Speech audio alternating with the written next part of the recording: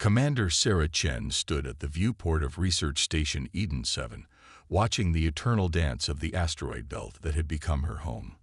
The space station's position at the edge of Earth's solar system made it perfect for deep space monitoring, though most days that meant cataloging cosmic radiation and updating star charts. Today was different. "Commander, you need to see this." Dr. Marcus Wong's voice carried an edge she'd never heard from the quantum communications specialist before. "The signal. It's like nothing in our database." Sarah moved to his station, her movements precise despite the low gravity. Years of training couldn't quite eliminate the military bearing that marked her as one of Earth's elite Space Force commanders. "Show me." Marcus's fingers danced across his holographic display, bringing up a cascade of data.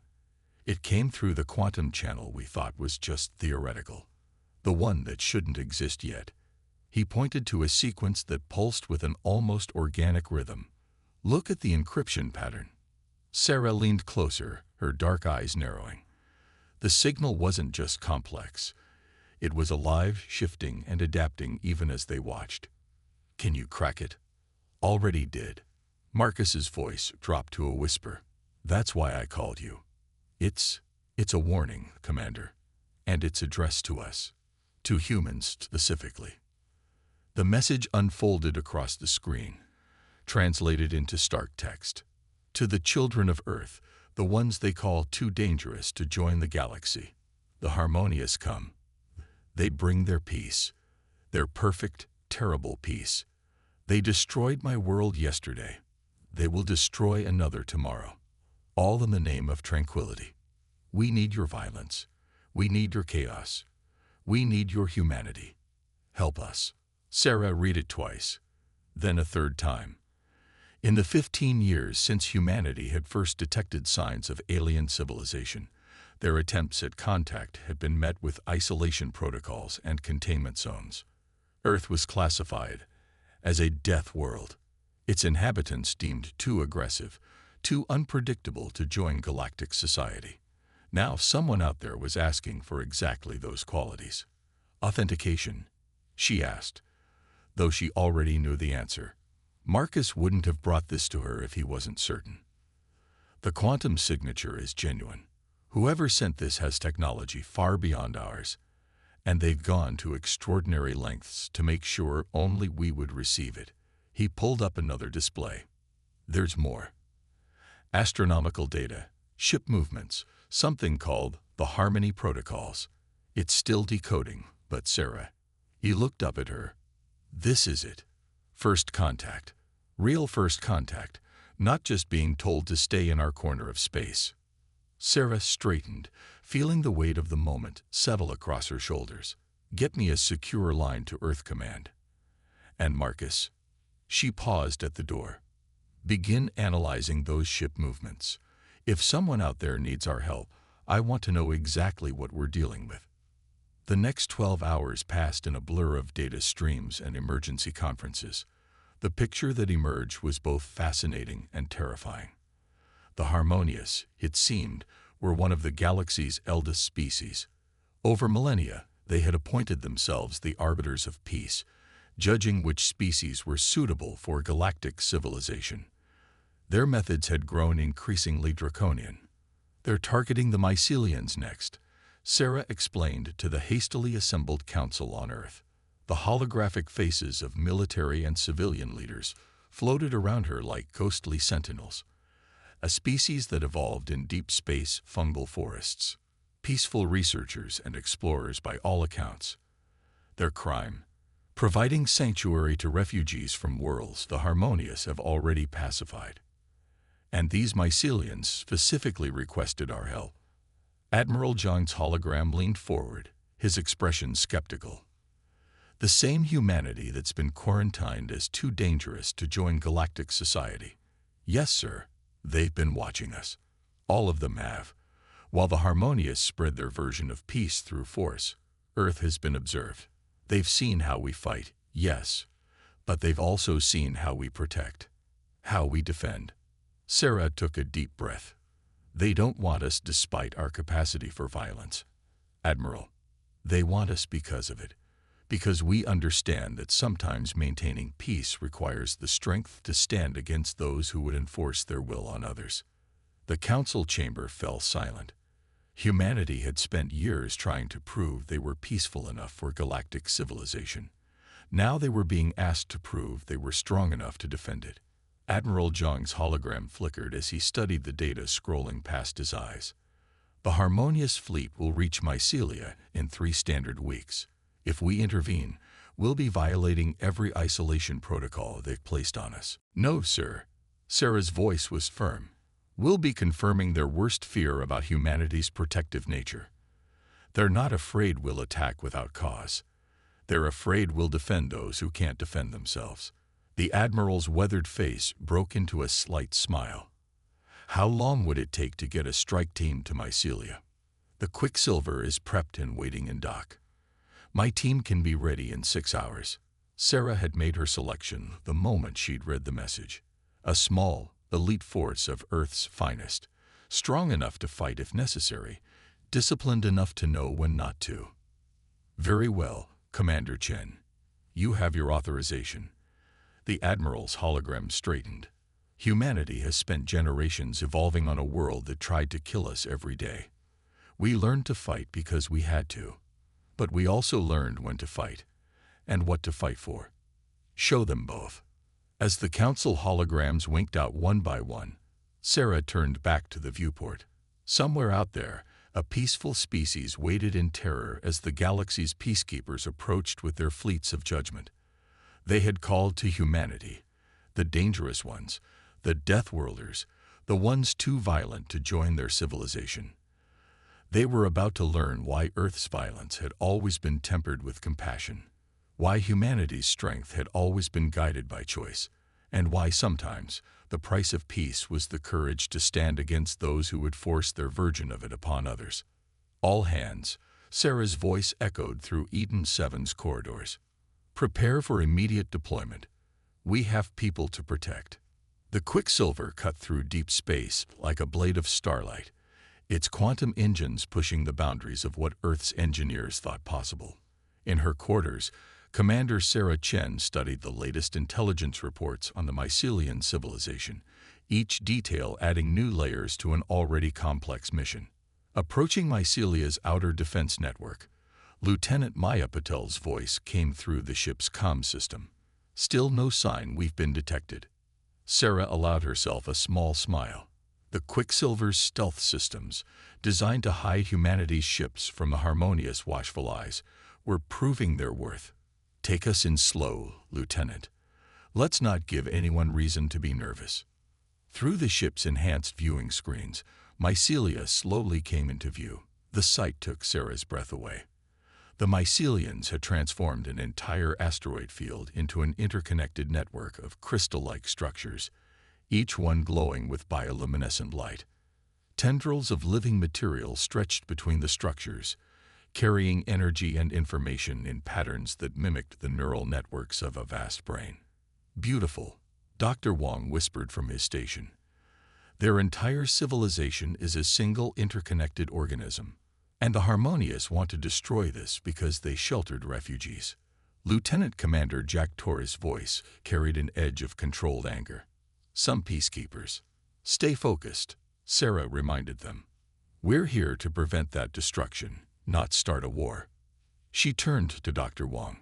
Can you get through to their communication network without alerting the Harmonious monitoring stations? Marcus nodded, his fingers dancing across his quantum interface. The refugees gave us their encrypted channels, sending our credentials now. The response was immediate. A voice filled the bridge, unlike anything Sarah had heard before. It seemed to come from everywhere and nowhere at once, each word carrying harmonics that spoke of ancient knowledge. Children of Earth, you have come. The voice held both hope and fear. We are the Mycelian consensus. Time grows short.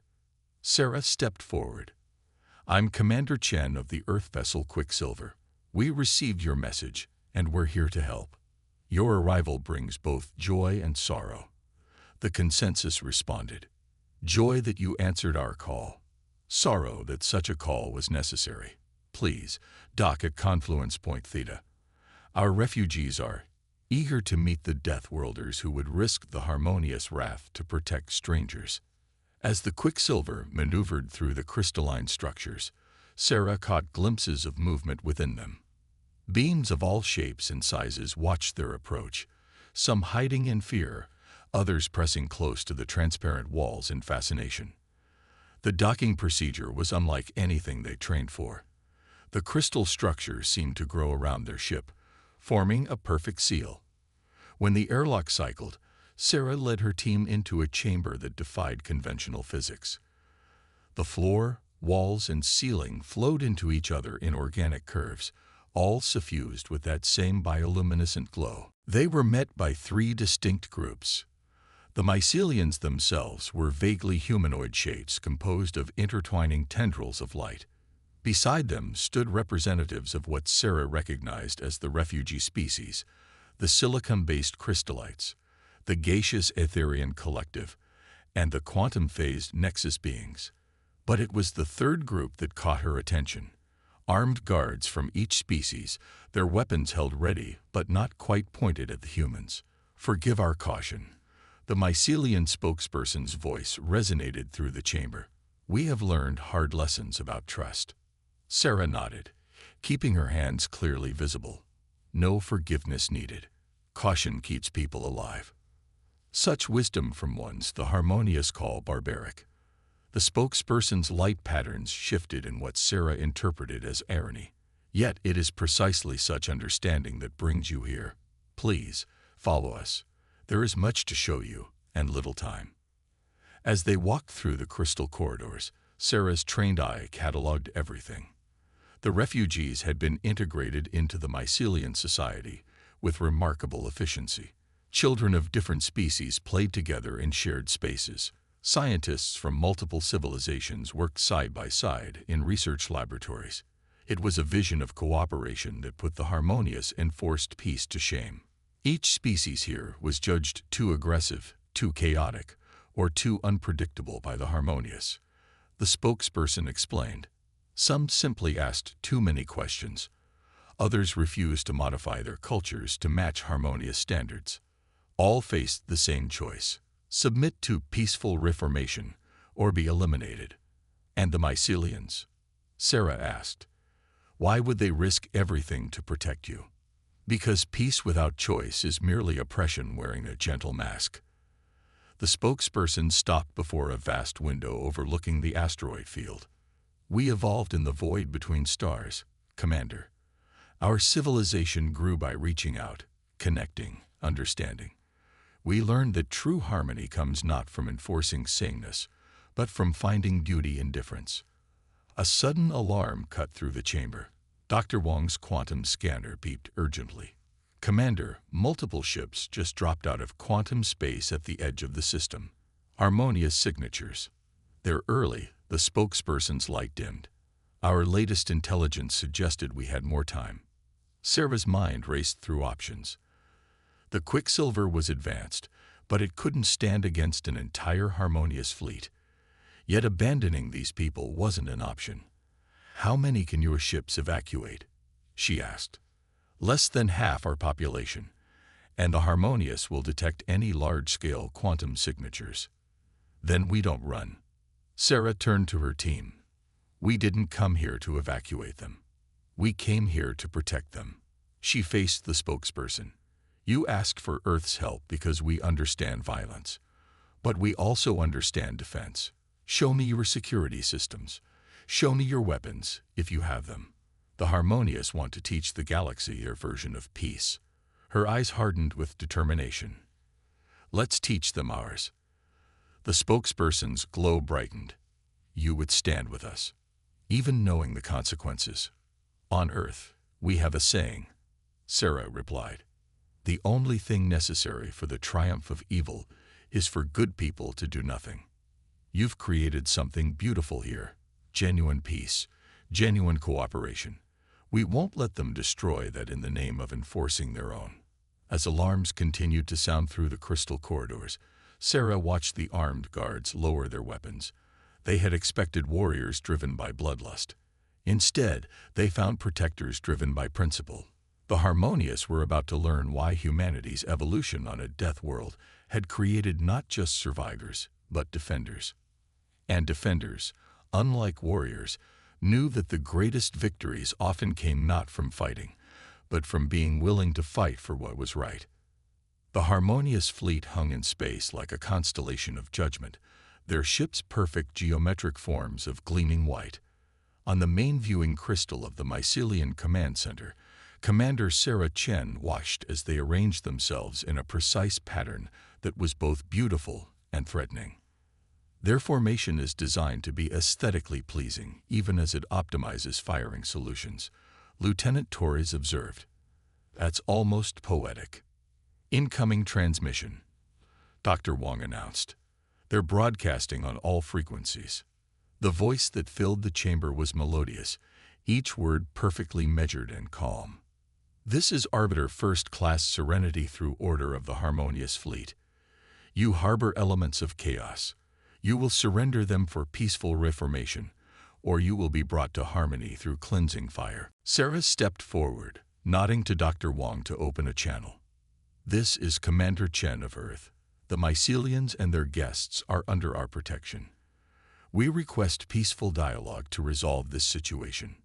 A pause, longer than light lag would account for. When the Arbiter spoke again, their perfect tone carried a note of genuine surprise. Earth, the Death World Quarantine Zone. Your presence here violates 17 sections of the Harmony Protocols. Remove yourself from this matter, or you will be included in the cleansing. That's not going to happen, Sarah replied. She gestured to her team, who were already implementing the plans they'd developed with the Mycelians. But I invite you to dock and discuss this in person. Surely the Harmonious aren't afraid of simple conversation. Another pause, this one charged with calculation. Your attempt at manipulation through challenge is noted, human. However, we will accept. Prepare to receive our delegation. As the transmission ended, Lieutenant Puddle looked up from her tactical display. They're sending a single shuttle, but the fleet is maintaining attack positions. 3,000 weapons still locked on the colony. Good, Sarah said, surprising her crew. They're curious. Curiosity we can work with. Maya, is everything in position? Yes, Commander. The Mycelian defense grid is fully integrated with our quantum systems. If they fire, they'll find out exactly how much humanity has advanced while they weren't watching. The Harmonious delegation arrived in a ship that seemed carved from pure light. The beams that emerged were equally luminescent, humanoid forms of pure energy contained within crystalline shells. Their movements were precisely choreographed, not a single motion wasted. I am Serenity through order, the lead figure announced. You will explain your presence here, Deathworlder. Sarah met their gaze steadily. We're here because you've forgotten the difference between peace and submission. These people you call elements of chaos. They're refugees, scientists, artists, families. Their only crime was asking questions you didn't want to answer. Questions lead to doubt. Doubt leads to disorder. Disorder leads to violence. The Arbiter's voice remained perfectly modulated. We have spent millennia perfecting peace. You, who evolved fighting your own world, cannot comprehend the harmony we have achieved. Actually, that's exactly why we understand what you've missed. Sarah gestured to the viewing crystal, where refugees of different species could be seen working together. On Earth, we learned that fighting our world didn't make us violent. It made us strong enough to protect others. We learned that peace isn't the absence of conflict. It's the wisdom to know what's worth fighting for. Your philosophy is noted and rejected. The Arbiter raised a crystalline hand. You have 30 minutes to surrender the refugees, or we will begin purification protocols. Before you make that choice, Sarah said quietly, there's something you should know about humans. We're not just strong because our world was harsh. We're strong because we learned to adapt, to innovate, to turn disadvantages into advantages. She nodded to Dr. Wong, who activated a holographic display. While we've been talking, we've been scanning your fleet. Your ships are beautiful, perfect in their geometry. But perfection has patterns. Patterns can be predicted. The display showed a web of quantum entanglement fields surrounding the mycelium colony. You're not the only ones who've advanced while watching others. Every weapon you have locked on this colony is now quantum-linked to our defense grid. If you fire, the energy will be redirected back to your ships through your own targeting systems. For the first time, the Arbiter's perfect composure wavered. Impossible. Your species is primitive. No, Sarah corrected. We're practical. We evolved on a world that tried to kill us every day, yes. But that taught us to solve problems, not just fight them. Every refugee you've threatened, every species you've tried to cleanse, they've shared their knowledge with us. Not because we conquered them, but because we offered to protect them. She stepped closer to the harmonious delegation. You have a choice now. Real peace, the kind that comes from understanding and accepting differences, or you can fire and learn exactly how much humanity has grown while you weren't looking. The Arbiter's crystalline shell flickered with conflicting energies. You would risk war with the harmonious. No, Sarah said firmly. We would risk ourselves to prevent one. That's the difference you've never understood. Real strength isn't in the ability to destroy. It's in the willingness to stand between the destroyed and the destroyers. The delegation conferred in frequencies too high for human ears to detect. Finally, the Arbiter spoke. We require time to consult the Harmony Council. This situation is unprecedented. Take all the time you need, Sarah replied. We'll be here, protecting our allies. As the harmonious delegation departed, Lieutenant Torres let out a low whistle. Think they bought it? Sarah smiled slightly. The quantum defense grid is real enough. But more importantly, we've made them question their assumptions. For beings who believe in perfect order, doubt is a weapon more powerful than any fleet. And if they decide to attack anyway, Dr. Wong asked, then they'll learn that humanity's greatest weapon was never our strength. Sarah watched the harmonious shuttle return to their fleet. It was our ability to unite people against those who would rob them of their freedom to choose. The mycelium spokesperson's glow pulsed with something like hope. You risked everything to protect us. The harmonious call you violent, yet you achieved more with words and wisdom than they have with millennia of force. That's the true price of peace, Sarah said softly. Not the price they demand others pay, but the price we choose to pay ourselves. Sometimes that means standing up to those who mistake control for harmony. As they waited for the harmonious decision, Sarah watched the refugees going about their lives in the crystal corridors, each one different, each one valuable, each one free to choose their own path. This was what humanity had evolved to protect. Not just life, but the right of life to grow in its own way. The harmonious would either learn this lesson, or they would learn why evolution on a death world had created not just survivors, but guardians of choice. 2 standard weeks had passed since the standoff at Mycelia. The harmonious fleet remained in position, their perfect formation now marred by constant movement as ships cycled in and out of quantum space. In the Mycelian Command Center, Commander Sarah Chen studied the latest intelligence reports with growing concern. They're mobilizing more forces, Lieutenant Pottle reported, her fingers tracing patterns in the holographic display. Not just here, across 12 different sectors. Someone in their hierarchy is taking our defense of Mycelia very seriously. Good, Sarah replied, surprising her officers. It means they're afraid. Not of our weapons, but of our ideas. Dr. Wong looked up from his quantum communications array. Commander, we're receiving transmissions from everywhere. Other refugee populations, hidden colonies, even some species we thought the harmonious had successfully pacified. They've heard about what happened here. Sarah moved to his station, reading the stream of messages. Each one told a similar story. Of societies living in fear, of cultures being slowly erased in the name of harmony, of people desperate for another way. But now something new colored their words. Hope. The harmonious made a mistake, Lieutenant Commander Torres observed. They spent so long telling everyone how dangerous humans were They never considered what would happen when someone saw that danger as protection.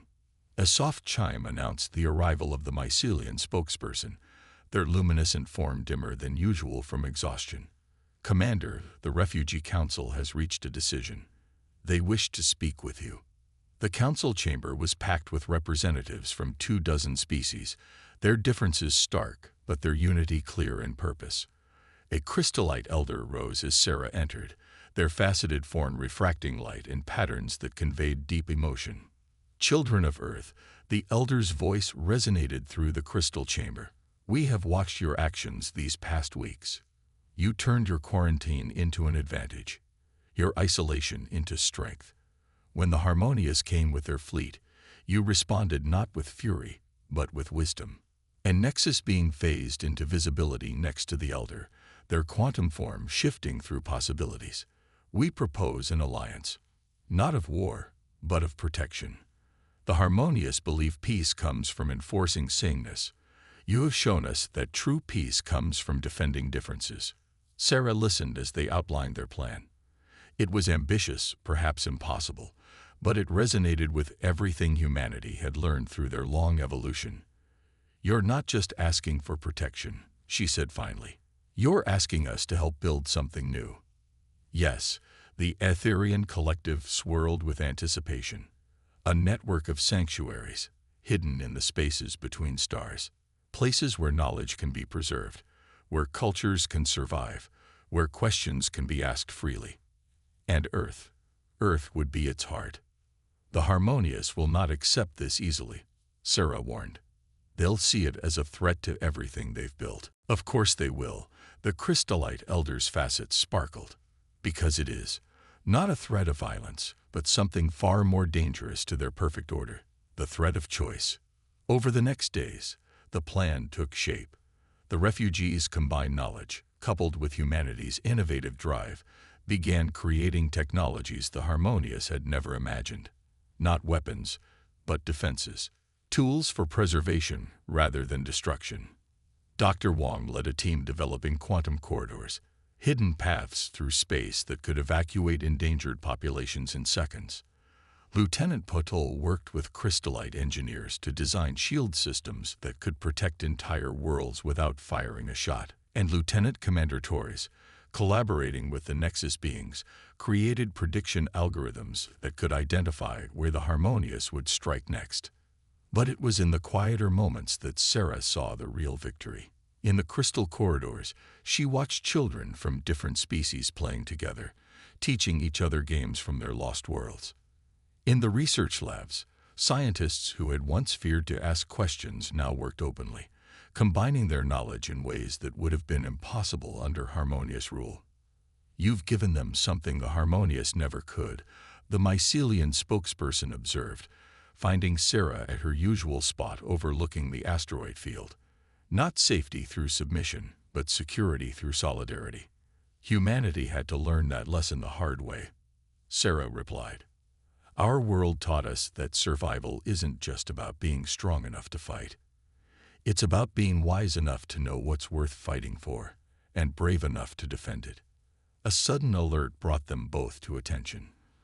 Dr. Wong's voice carried urgency but not panic. "Commander, multiple quantum signatures detected. But they're not Harmonious."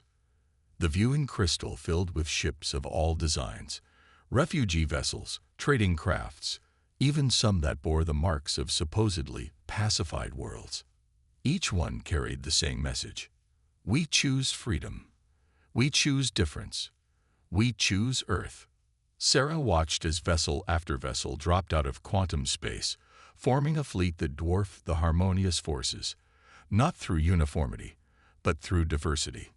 Not through force, but through choice. "Send to all ships," she ordered, her voice carrying the weight of the moment. "Welcome to the Sanctuary Alliance. Earth stands with you not as warriors, but as guardians.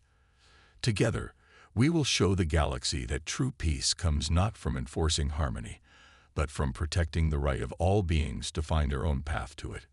As the messages of acknowledgement flooded in, Sarah realized they had created something the Harmonious had never anticipated. Not an army to fight their perfect order, but a community to demonstrate a better way. The Deathworlders, the ones deemed too violent to join galactic society, had become its greatest hope for genuine peace. The price of that peace would be eternal vigilance, but humanity had evolved on a world that taught them the value of standing watch, of protecting others, of fighting not for glory but for the right of all beings to choose their own destiny. The galaxy was about to change, and it would change not through force, but through the simple, powerful act of standing together against those who would deny others the freedom to be different. The harmonious council chamber was a perfect sphere of living crystal, designed to reflect both light and thought in precise, controlled patterns. Commander Sarah Chen stood at its center, the first human ever to do so, facing the assembled arbiters of peace. Their energy forms pulsed with barely contained agitation, an emotional display that would have been unthinkable months ago. You have disrupted the work of millennia. Serenity through order accused, their once perfect tone now wavering. Dozens of worlds have broken from our guidance. Centuries of carefully maintained harmony, abandoned for your chaos. Not chaos, Sarah corrected quietly. Choice, and not abandoned. Transformed. Look around you. Really look. The quantum screens that lined the chamber showed scenes from across the galaxy. On world after world, species that the Harmonious had declared incompatible were working together. Former refugees had become teachers, sharing their knowledge freely. The hidden sanctuaries had evolved into centers of innovation and cultural exchange. This is what you fear? Sarah asked, gesturing to an image of children from different species learning together. This harmony that grows naturally from understanding rather than enforcement. You cannot understand. Another arbiter, unity through compliance, insisted. We remember the wars that tore the galaxy apart, the violence that nearly destroyed everything. We created peace. No, Sarah's voice was firm but compassionate. You created silence and called it peace. You forgot that true harmony isn't the absence of difference. It's the acceptance of it. Dr. Wong's voice came through her neural link, for her ears alone. Commander, the quantum signatures are aligned. All sanctuary worlds are ready. Sarah nodded slightly, then addressed the council again. We're not here to fight you. We're here to show you another way, one that your own people are already choosing. At her signal, new images filled the screens.